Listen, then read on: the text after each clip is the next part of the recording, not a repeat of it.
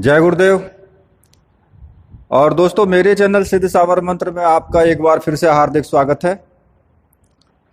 और आज जो टॉपिक रहेगा वो रहेगा कि अप्सराओं से हमें किस तरह की सिद्धियां मिलती हैं और हमें मुख्यतः किन किन बातों का ध्यान रखना चाहिए।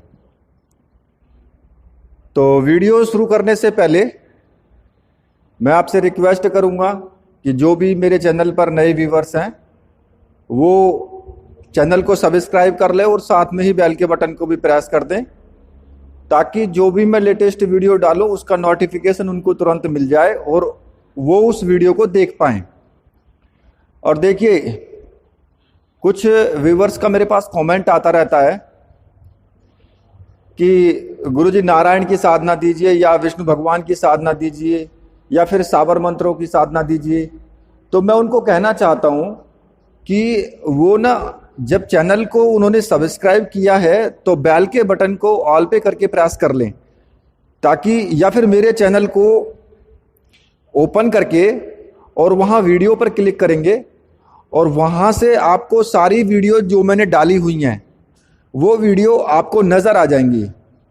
तो नीचे तक काफ़ी सारी वीडियो डाली हुई हैं, उनमें मैंने बहुत सारी साधनाएं डाली हैं और उसमें साबर मंत्रों की भी हैं और दूसरे और भी साधनाएं हैं। तो प्लीज़ वहाँ से आप सर्च करके वहाँ आप देख सकते हो, क्योंकि अब मैं हर साधना का लिंक भेजूं वो तो इतना संभव नहीं हो पाता है हर किसी को।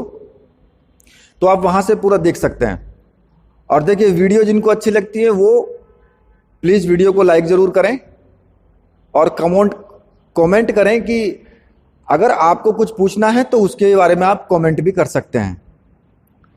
और मैं आपसे एक बात और भी कहना चाहता हूं कि आगे मैं माला और यंत्र के लिए भी यहाँ से व्यवस्था करूँगा कि मैं माला और यंत्र प्राण प्रतिष्ठित आपको मैं दे पाऊँ। जैसे कि सभी प्रकार की मालाएं हैं, रुद्राक्ष की माला या फिर स्फटिक की, हकीक की या फिर तुलसी की माला, और अप्सराओं से संबंधित जो भी यंत्र होते हैं उनको मैं आपको दे पाऊँ। मैं व्यवस्था करूँगा, थोड़ा सा मुझे वक्त लग रहा है, तो इसलिए अब मैं वीडियो को आगे स्टार्ट करता हूँ। देखिए, अप्सराओं की साधना जब हम लोग करते हैं तो हमें मुख्यतः किन चीज़ों का ध्यान रखना चाहिए। सबसे मेन चीज है आपका मंत्र जाप और आपका भाव। यदि आपका भाव अच्छा है, आपके अंदर अप्सरा के लिए प्रेम है, तो फिर यह साधना सबसे अच्छी है, बहुत जल्दी सिद्ध होने वाली साधना है। अब होता क्या है कि कई बार हम साधना करते हैं और साधना के बीच में हम क्या करते हैं कि हमारे माइंड में कुछ विचार गलत आ जाते हैं, और जब विचार गलत आ जाएंगे तो भाई देखिए, वो देवी है, वो सात्विक देवी है, वो सब कुछ पहचान लेती है, वो आपकी मनोस्थिति को भांप लेती है। कई लोग बोलते हैं ना कि हमने साधना की 21 दिन हो गए करते करते, या फिर दूसरी पुनरावृत्ति 21 दिन की और की, इस तरह से 3-4 बार भी साधना कर ली लेकिन कोई भी अनुभव हमें नहीं हुआ। तो मैं उनसे कहना चाहता हूं कि वो अपनी जो मन की स्थिति है, अप्सरा से जो प्रेम है, उस अंदर से जो आपका भाव है, उस भाव को एकदम निर्मल रखें। अप्सरा के प्रति प्रेम होना चाहिए, वो प्रेम की देवी है। और अगर आप देखिए, अब प्रेम क्या होता है कि अगर आप प्रेम करते हो, ठीक है, लेकिन उसमें वासनात्मक भाव नहीं होना चाहिए बिल्कुल भी। जहां आपके अंदर वासनात्मक भाव आया, वो तुरंत उस चीज को समझ जाएगी और उसके आपको ना तो कोई अनुभव होंगे और ना ही किसी तरह की आपके सामने प्रकट होगी। तो देखिए, मैं इसमें एक बात और आपसे कहना चाहता हूं। कि अगर आप अप्सरा की साधना कर रहे हैं, इतना बड़ा कोई इसमें विधि विधान नहीं होता है कि भाई मतलब तो आप बहुत ज्यादा बड़े विधि विधान से करें। और इसमें क्या होगा कि आप शिव को भी मान करके चल सकते हो, लेकिन उससे पहले थोड़ा सा यह है कि शिव के मंत्रों का आपको कम से कम 1.25 लाख मंत्रों का आपको जाप कर ले, उसके बाद फिर साधना करें तो आपकी साधना संपूर्ण की स्थिति में पहुंच जाएगी। कई बार क्या होता है कि हम साधना कर रहे हैं, लेकिन साधना करने पर हमें महसूस होता है कि हमारे घर के अंदर घुंघरूओं की आवाज आ रही है, या फिर कोई स्त्री है जो घूम रही है, आई है और उसके बाद फिर वो वहां पे है। तो कई बार हम लोग क्या करते हैं कि डर की वजह से हम साधना बीच में छोड़ देते हैं। भाई डर लगता है, क्यों कि कोई स्त्री आ रखी है और वो जो है मतलब घर वालों को दिखाई देगी या बच्चों को दिखाई देगी या डर जाएंगे, या जो घुंघरूओं की आवाज है वो किसी और को दिखाई देगी, सुनाई देगी। तो हम क्या करते हैं, फिर हम डर जाते हैं। डरने के बाद साधनाएं बीच में छोड़ देंगे। ऐसा मेरे साथ मुझसे कई लोगों ने कमेंट किया है। तो मैं उनसे कहना चाहता हूं कि इस तरह से साधना बीच में ना छोड़ें। वो आपके साथ अनुभव हो रहे हैं और वो अच्छे हो रहे हैं। देखिए, अप्सरा कभी भी आपके घर वालों को किसी को भी नुकसान नहीं पहुंचाएगी, ये फैक्ट बात है, क्योंकि वो सात्विक देवी है। वो किसी को भी नुकसान नहीं पहुंचाएगी, आपको भी नुकसान नहीं पहुंचाएगी। बहुत लोगों ने अप्सरा की साधना की है, बहुत लोगों ने बीच में छोड़ भी दी है। कोई ऐसा हो एक जो मुझसे ये कहे कि अप्सरा साधना करने के बाद मुझे ये दिक्कत हुई, या अप्सरा साधना करते टाइम मेरे साथ में ऐसा हुआ, एक भी व्यक्ति मेरे विचार से नहीं होगा। और अगर कोई है तो वो मुझे कमेंट करके बताए कि मेरे साथ ऐसा हुआ है। अप्सरा साधना करने से कभी भी किसी तरह का कोई नुकसान नहीं होगा, आपको सिर्फ फायदा ही फायदा होगा।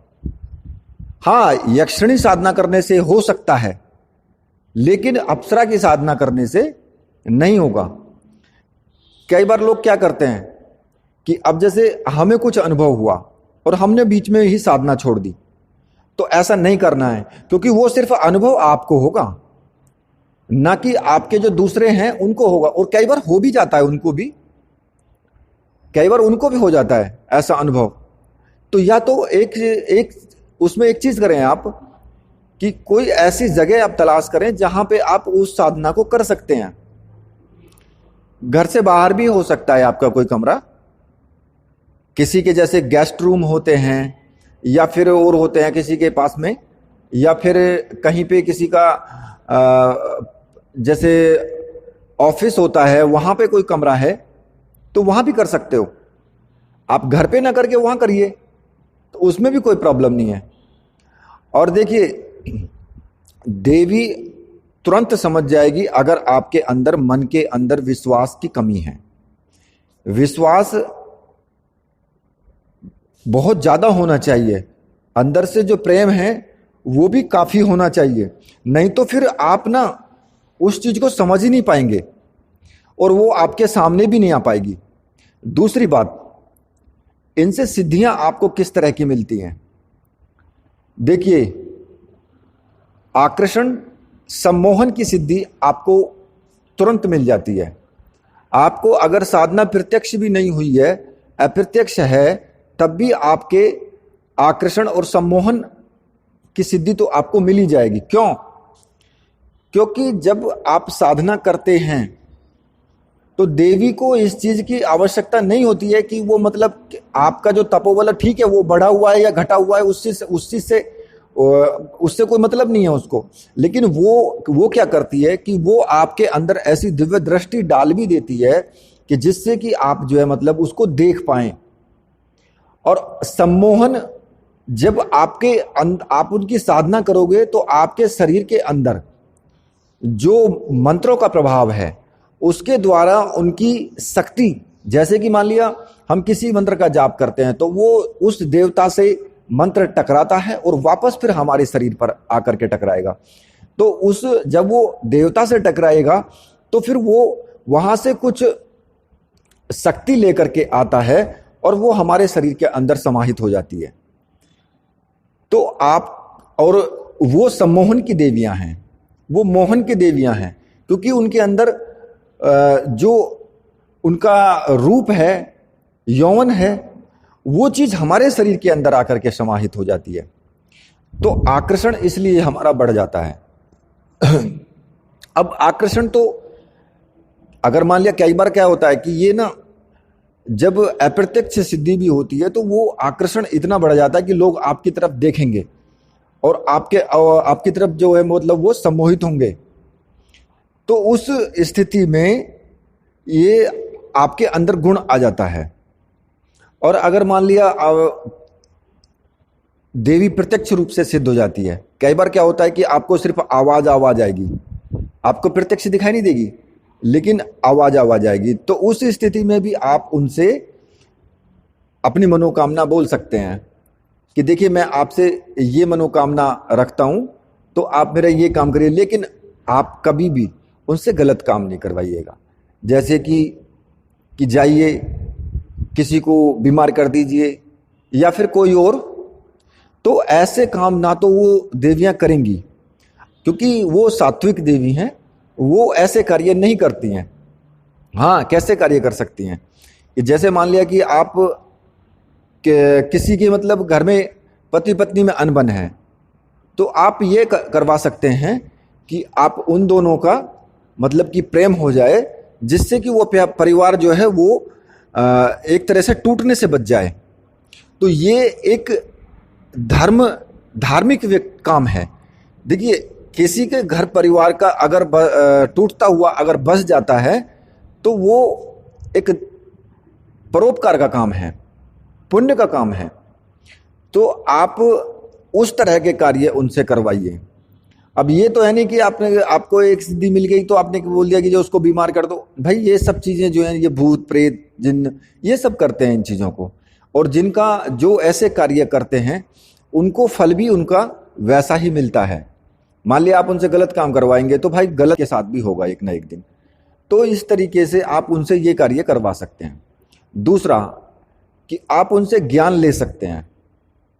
अगर मान लिया आपको किसी चीज के बारे में ऑटोमेटिकली आपको ज्ञान होता चला जाएगा, आप उनसे हर चीज आप पूछ सकते हैं, आप मदद आप उनसे ले सकते हैं, अपना मार्गदर्शन करवा सकते हैं उनसे।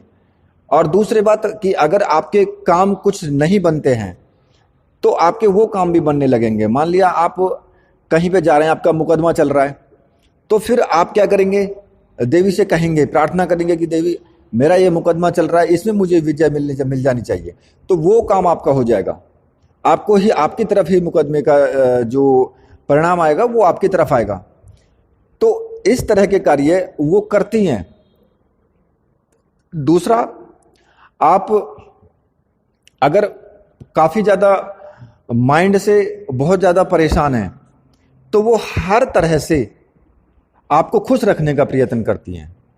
आपको तरह तरह की मतलब इस तरह से एक्टिविटी वो करेंगी कि आप सब कुछ भूल जाएंगे।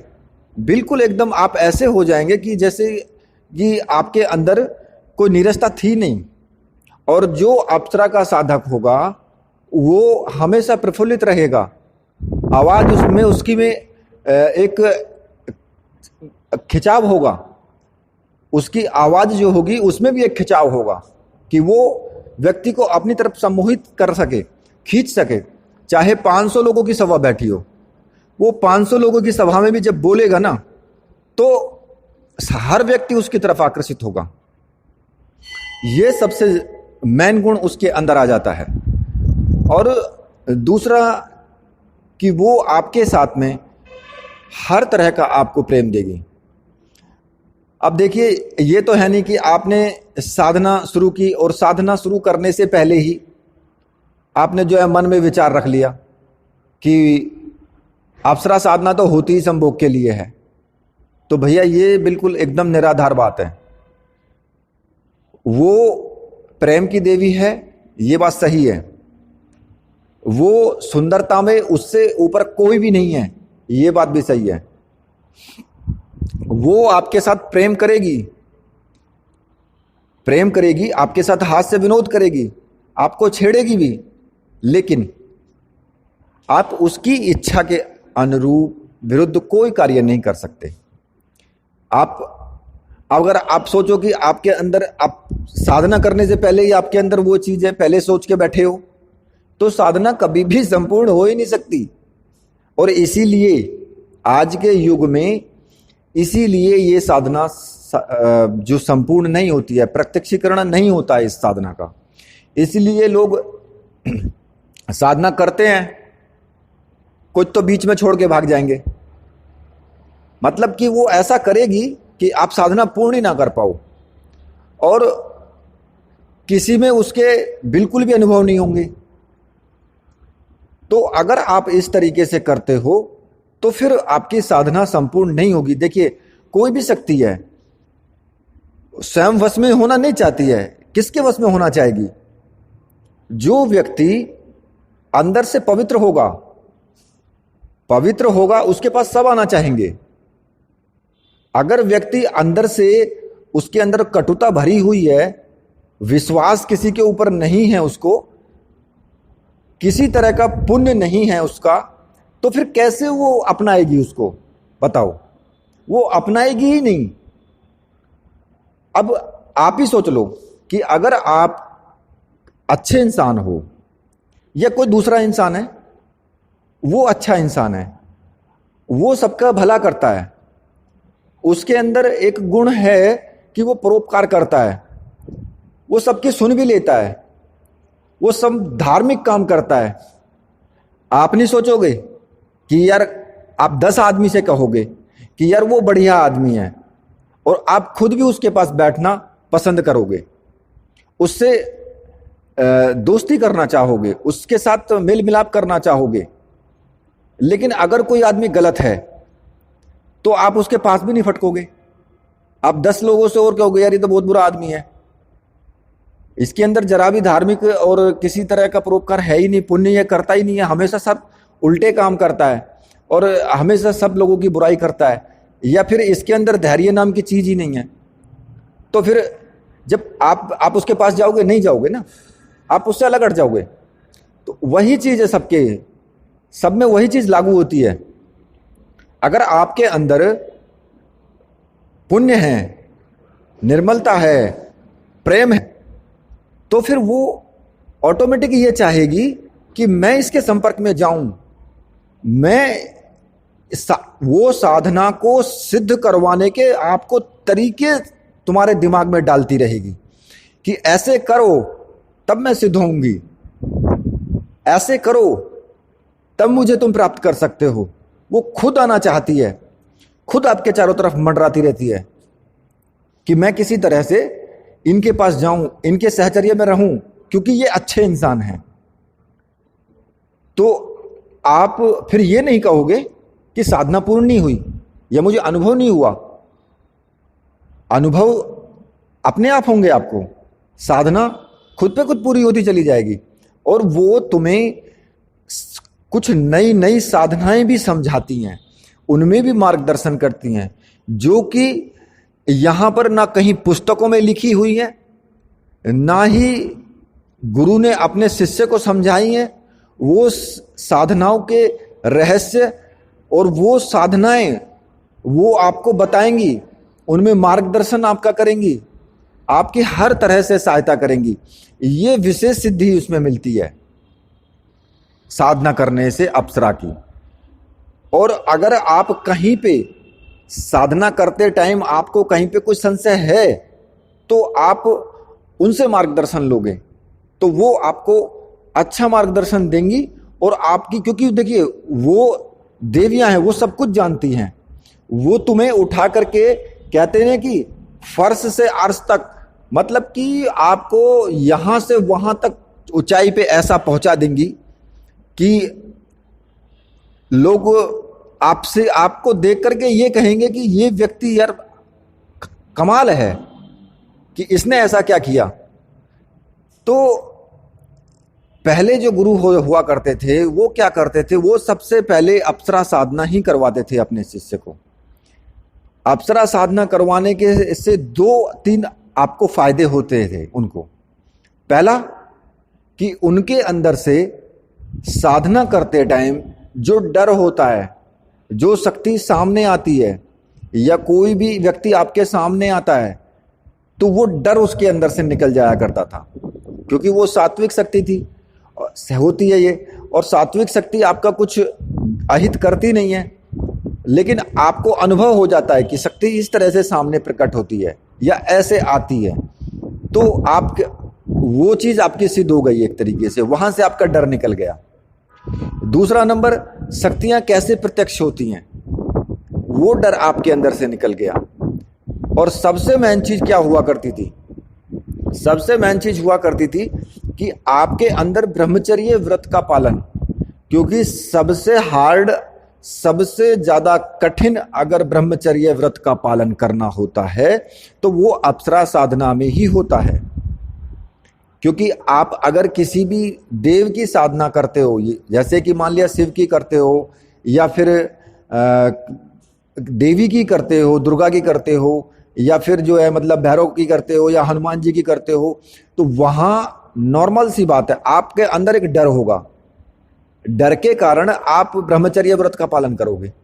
क्यों? क्योंकि पता नहीं तो मार देगा आगे से, तो इसलिए आप वहां मजबूरी में ब्रह्मचर्य व्रत का पालन करोगे, अपने मन को खींच करके रखना पड़ेगा तुम्हें। लेकिन अब इस यहां पे क्या होगा, यहां पे अप्सरा साधना में आपको पता है कि यार कुछ बिगाड़ तो सकती नहीं है, और ये तो होती ही प्रेम के लिए है, तो सबसे पहला गुण वही आप सोच करके बैठ जाओगे। लेकिन ऐसा नहीं है, तो यहां क्या होगा, यहां इसलिए हार्ड होगा कि पहली बात तो आपको डर नहीं है, और दूसरी बात कि वो इतनी सुंदर होती हैं कि ऑटोमेटिकली मन फिसल जाएगा। तो अब मन को कंट्रोल जो हमें करना है, वो मन को कंट्रोल करना बहुत हार्ड होता है वो इस स्थिति में। तो इसलिए आपको वहां पर जब आप अप्सरा साधना में अपने मन को कंट्रोल कर लोगे ना, वहां आपके वासना भाव खत्म हो जाएंगे, तो फिर दूसरी साधनाओं में तो नॉर्मल सी बात है, फिर वहां तो 1% 2% भी नहीं आएगा, वहां कोई दिक्कत ही नहीं होगी तुम्हें बिल्कुल भी। वहां तुम आराम से कर सकते हो फिर अपने ब्रह्मचर्य व्रत का पालन, क्योंकि अगर आपने यहां पे कर लिया तो इसलिए वो पहले आपको ना ये अप्सरा की साधना करवाया करते थे। फिर जो आगे साधनाएं होती थी, जैसे कि भैरव की करनी है या दुर्गा जी की करनी है, तो उसमें ये अप्सरा जो होती है ये आपका मार्गदर्शन करती है कि आपके साथ ऐसा हो सकता है, आप ऐसा करिए, या आपके साथ ऐसा होगा तो आपको ऐसा करना होगा। अगर ऐसा करोगे तो इसके करने से जो तुम्हें जल्दी सिद्धि मिलेगी, जल्दी सिद्धि हासिल होगी। तो ये आपकी हर वक्त सहायता करती हैं फिर। लेकिन अगर आप सोच करके पहले ही बैठे हैं तो भाई साधना तो ऐसे सिद्ध नहीं होती। तो ये मैंने कुछ आपको इनके बारे में कुछ विस्तार से आज आपको मैंने बताया है कि आपको किस किस तरह की आपको सिद्धियां मिल सकती हैं।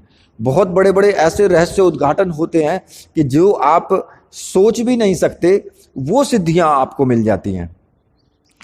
तो अब मैं इसी वीडियो को यहीं पे समाप्त करता हूं। वीडियो काफ़ी लंबी हो चुकी है, और सभी से मैं अनुरोध करूंगा कि वीडियो को लाइक ज़रूर करें और चैनल को सब्सक्राइब ज़रूर करें। तो बोलिए मेरे साथ, बोलिए वीर बजरंग बली हनुमान जी महाराज की जय।